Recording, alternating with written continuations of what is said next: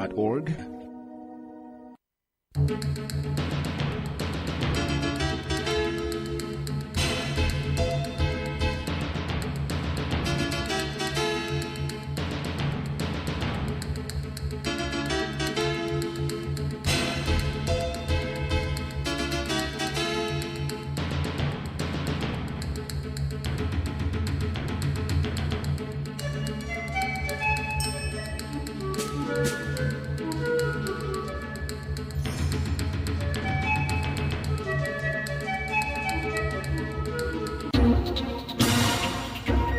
WADR, promoting dialogue.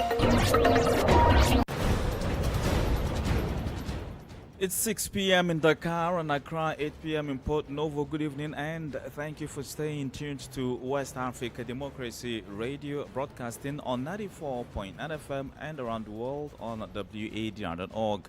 Welcome to Newslink. Here are the top stories. The Ivorian government deploys 44,000 troops and other resources to ready the security sector ahead of the October 25 elections. A Malian authority releases activist El Bashir Cham after months of secret detention. Guinea-Bissau's rejection of Pereira's candidacy files sparks concern over the potential misuse of institutions to sideline political opponents. The exclusion of Domingos Simões Pereira's candidacy is one of the ingredients adding to the tensions in this country, which can really cause many troubles. And we're not sure of the reaction because this opposition leader is popular in the country. And Ghana's President Mahama renews call for Africa's permanent seat at the UN Security Council.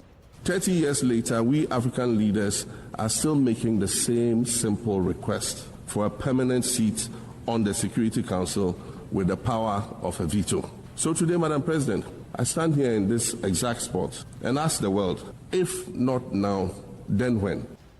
Please stay tuned for details of these stories and more. Here is Abdullahi Hassan with Newslink. Thank you for joining our broadcast and welcome to our listeners across the sub-region and beyond. Newslink begins in Côte d'Ivoire as the security sector readies for the October 25 presidential election. The arrangement includes the deployment of major resources and 44,000 troops. The Ivorian army says the measure, Operation Hope, aims to ensure peaceful and secure elections by preventing any attempts at unrest. Sankule Janko reports. In Côte d'Ivoire, preparations are underway to ensure the security of the upcoming presidential election. The Armed Forces General Staff unveiled Operation Esperance in Yamoussoukro, a comprehensive strategy designed to ensure a peaceful election process on October 25. A total of 44,000 personnel will be mobilized for the operation, including 18,000 gendarmes, 18,000 police officers, and 8,000 military troops. Their primary role will be to prevent any attempts at disruption and safeguard voters, property, and institutions. To reinforce the plan, a simultaneous exercise was conducted to evaluate responses to various incident scenarios. According to Colonel Major Eric Hoba-Kofi, every operation undergoes meticulous planning and field verification to confirm its alignment with the intended objectives. Running from October 5 to November 4, with the potential for extension in the event of a second round. This initiative is aimed at fostering an atmosphere of calm and transparency. The army said the ultimate goal is to ensure that every Ivorian can freely exercise their right to vote. Sankule Janko reporting there. In neighboring Mali, activist El Bashir Cham was released after more than 4 months of detention in an undisclosed location. The activist of the now-dissolved Yelema party returned to his family safe and sound on Thursday.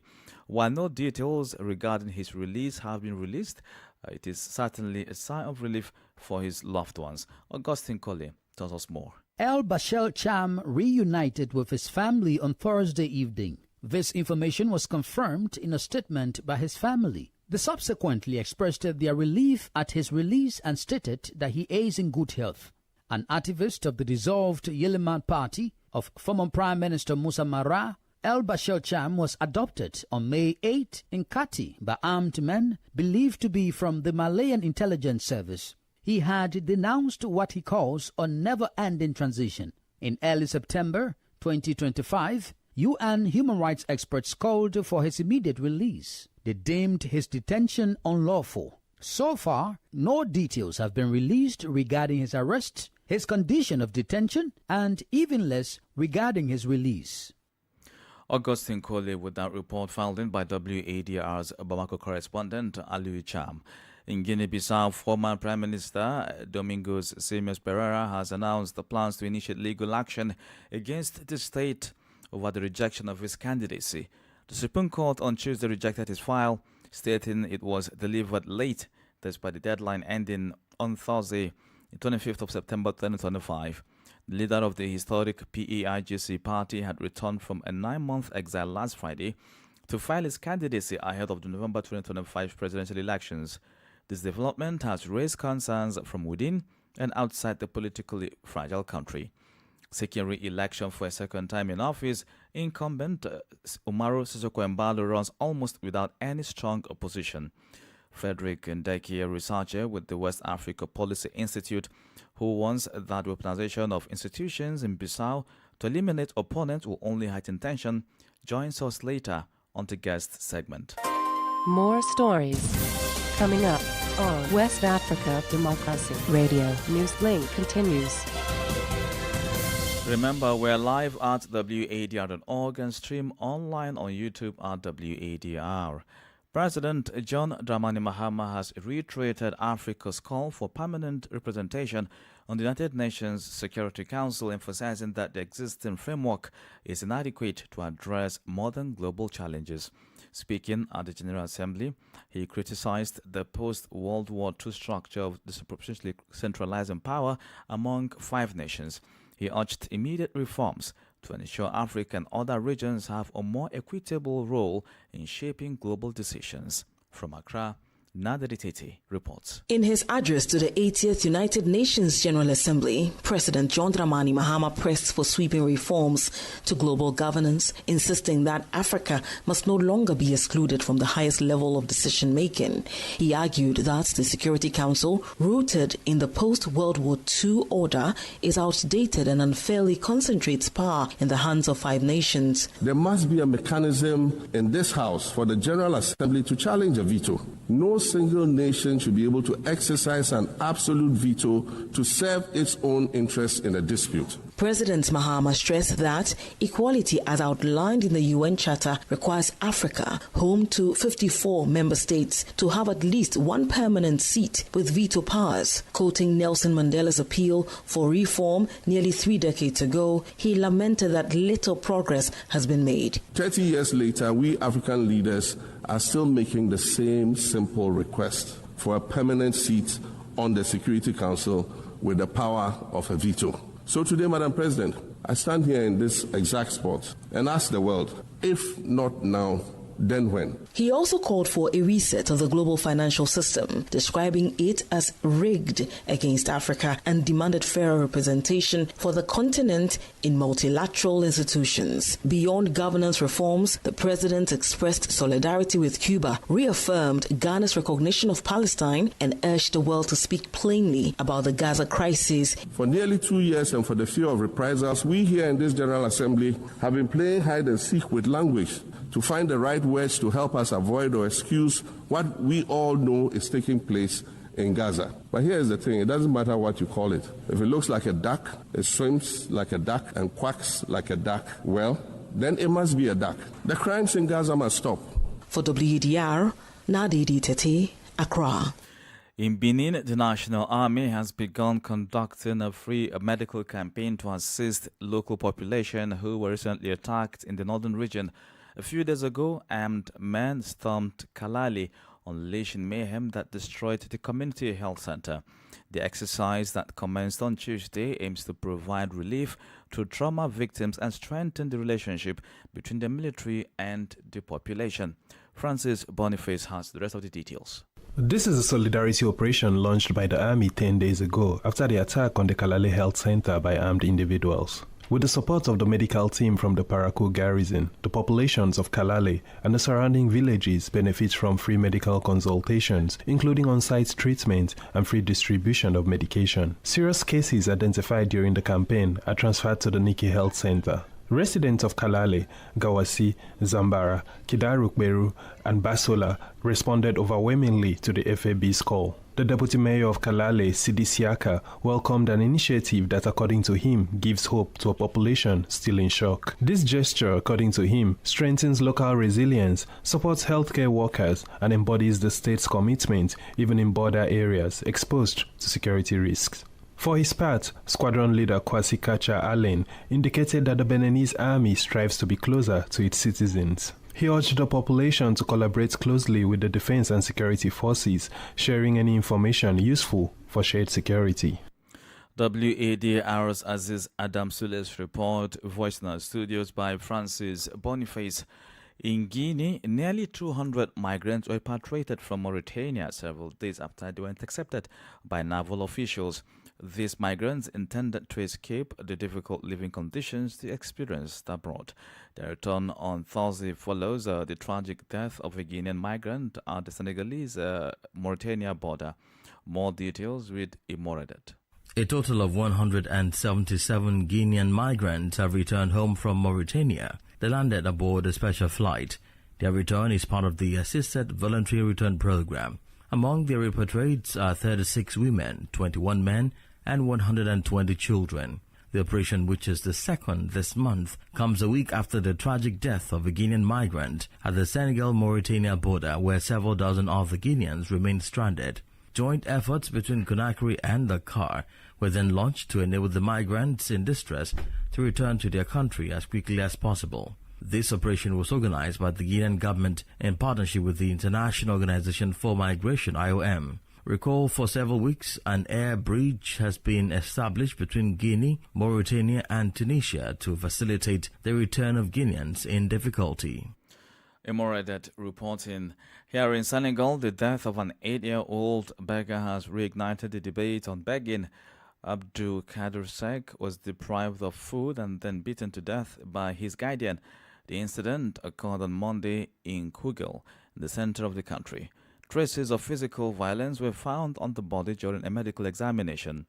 Describing the act as barbaric, the National Human Rights Commission is calling for an investigation to shed light on the case and urges the eradication of begging across the country. Amadou Niang is head of communications at the National Human Rights Commission. This situation is nothing short of atrocious, utterly horrific and deeply distressing. I must stress that as far back as January 2024, we had already issued a statement following the tragic deaths of 2 children or Talibets under similarly horrific circumstances. Those deaths resulted from brutal mistreatments, including practices such as forced dry fasting. It is heartbreaking and profoundly concerning to witness, even in 2025, children as young as 8 or younger being beaten to death in Senegal. The National Human Rights Commission firmly calls for an investigation. We urge that this investigation be conducted with the utmost urgency to shed light on the details surrounding this tragedy. Those responsible must face justice and be held accountable for their actions. As for addressing the scourge of mandifeti, it is undeniably challenging to eradicate. However, with the combined efforts of all stakeholders, the government first and foremost, alongside civil society and other actors, the solution lies in uniting as one. Together, with collective strength and shared determination, we can confront and push back against this issue decisively. It will require coordinated action and resolute commitment from anyone involved.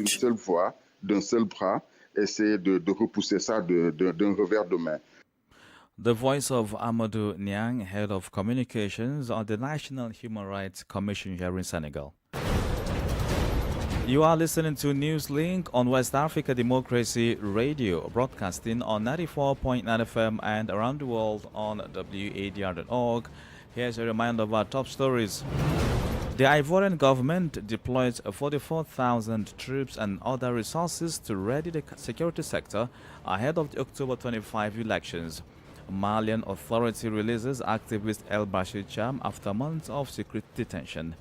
Guinea-Bissau's rejection of Pereira's candidacy file sparked concern over the potential misuse of institutions to sideline political opponents.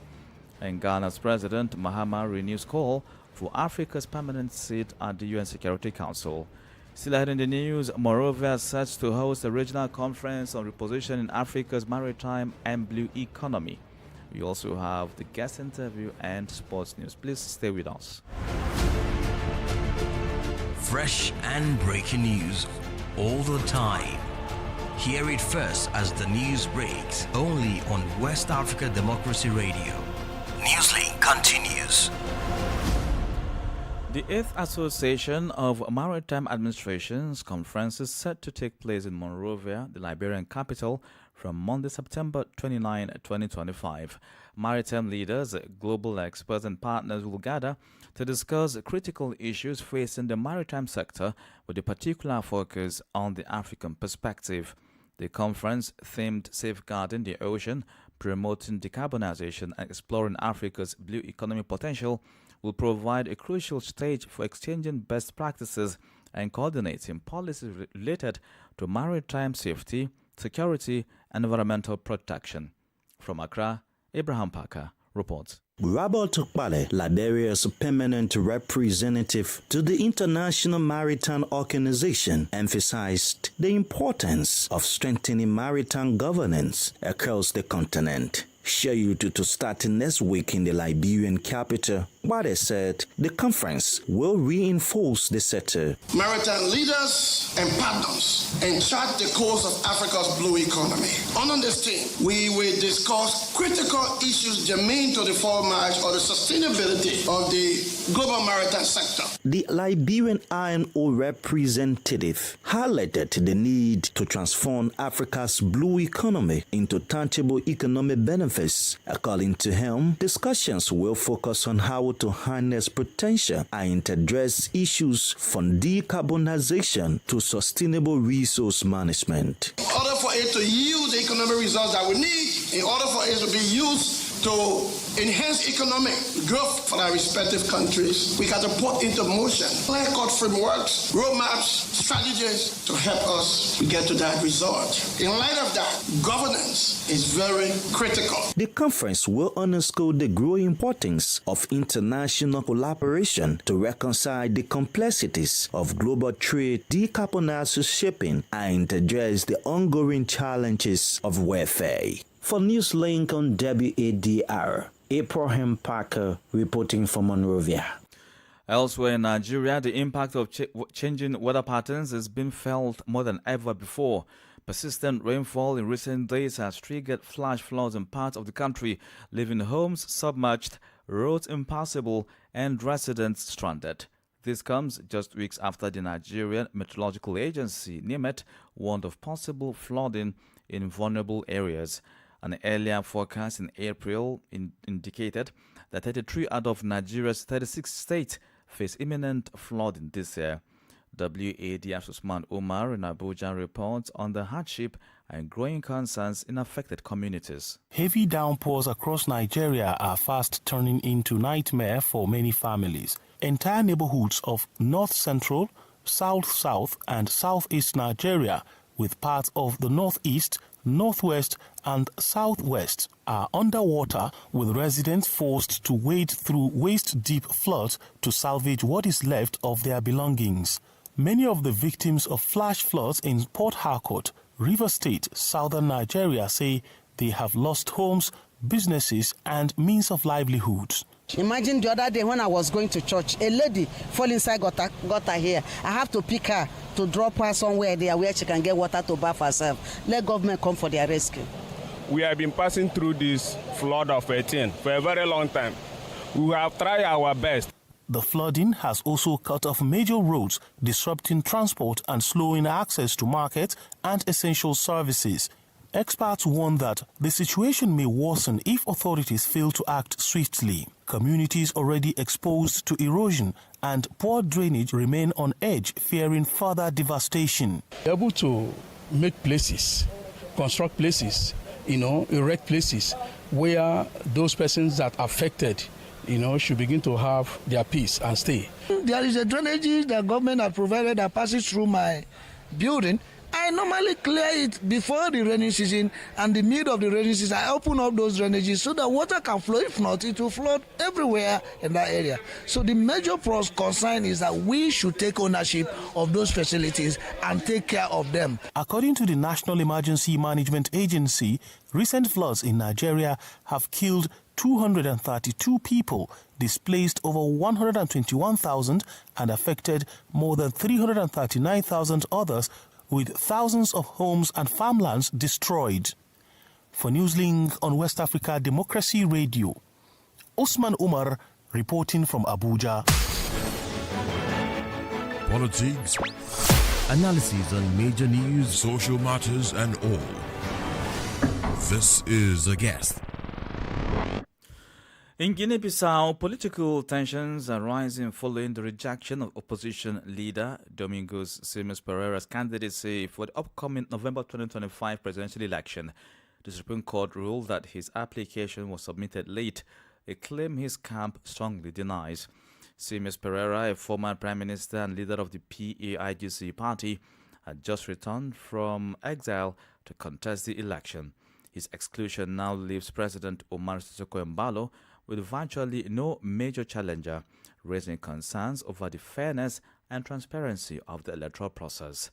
Joining us for this development is Frederick Ndeki, a researcher with the West Africa Policy Institute. Yeah, I think he's adopting a non-violent posture. Saying that he's going to file an appeal is a way of also, in terms of this is a kind of political message to his militants, to his supporters, for them to appease the situation for the moment, not to send them to the streets to demonstrate and then push the country from now into a very tense and even violent situation. So it's on Domingos Simões Pereira's strategy to keep following the pacific way, a non-violent way of doing opposition in this country. I think this is smart on this aspect.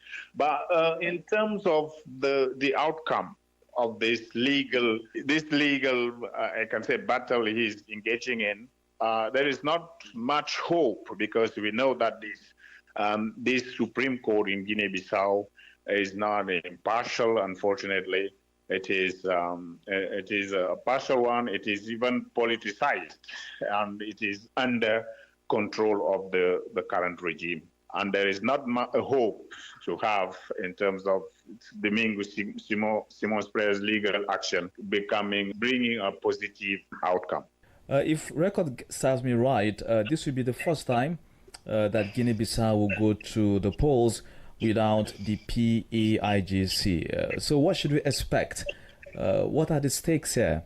Yeah, as you just said, since independence in 1974, up to now, all elections that have been run in this country have always had PAIGC among the parties that went to the elections so far. This will be indeed the first time this country is going to elections without PAIGC, which is a historic political party in this country. She has ruled the country from independence up to this regime, Umaru Sissoko Embalo. Not to forget that even Umaru Sissoko Embalo is a former member of this party.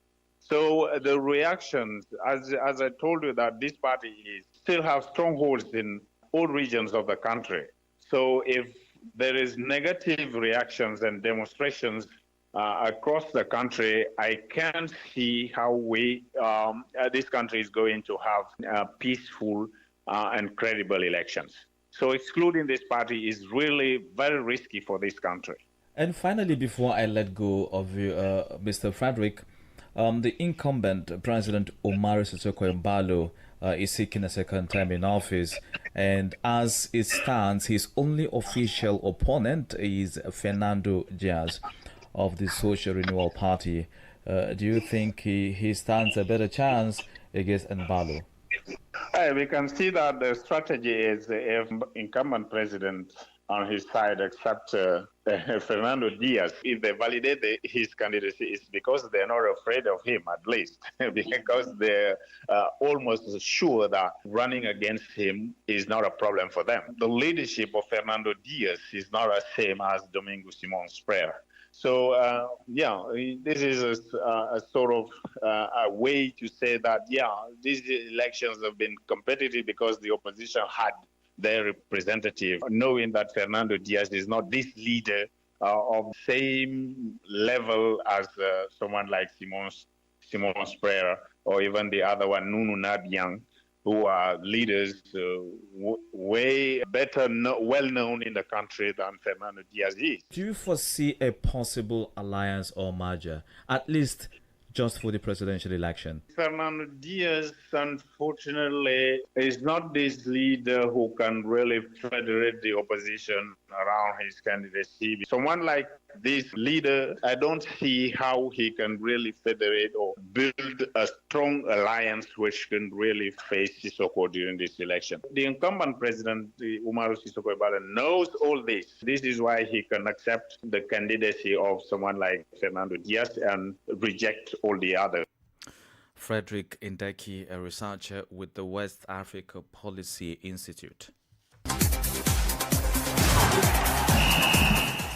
In the world of sports, the CAF Champions League preliminary round enters a crucial stage this weekend as teams across Africa play their second leg matches to secure a spot in the October qualifiers, while some favorites like Esperance, Monastir, Remo Stars, Young Africans, Orlando Pirates and Petro de Luanda carry comfortable first leg leads. Several ties remain wide open, setting the stage for a dramatic round of fixtures. Elsewhere, the Confederation of African Football CAF has postponed the start of ticket sales for the Total Energies AFCON Morocco 2025, citing the need to finalize key details to ensure a smooth fan experience. CAF is working closely with Morocco's local organizing committee and says a new date for the ticketing launch will be announced soon.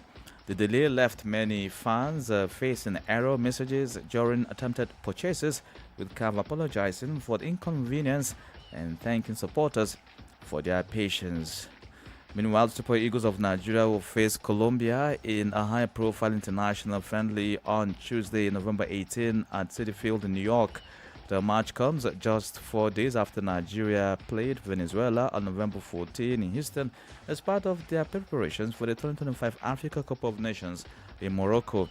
Colombia will also take on New Zealand in Fort Lauderdale on November 15 before facing Nigeria. Both fixtures will serve as a crucial warm-up ahead of Nigeria's 2026 FIFA World Cup qualifiers next month against Lesotho and Benin Republic. And that ends this edition of Newslink here on West Africa Democracy Radio, broadcasting from Dakar, Senegal. Thank you for tuning in, and special thanks to Falida Sow and Ismaila Kamara for the technical assistance. Connect with us via social media platforms, X, Instagram at WADR News, on Facebook, WADR English Service, or listen live at WADR.org.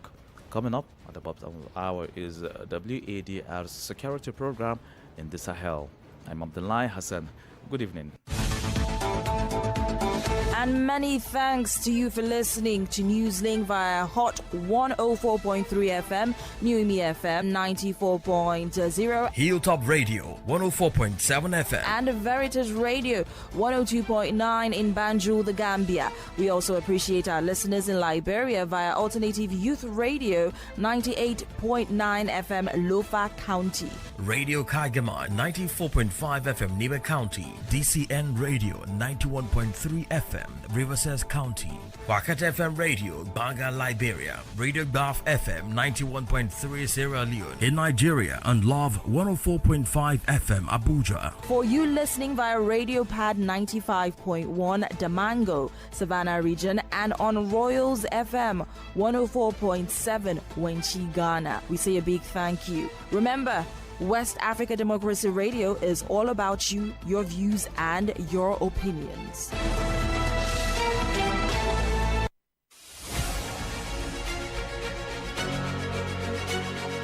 It's the second half of the year, and the story of West Africa is still being written. From bold conversations to powerful journalism. My vision for our great nation includes a lean, efficient government responsive to your aspirations.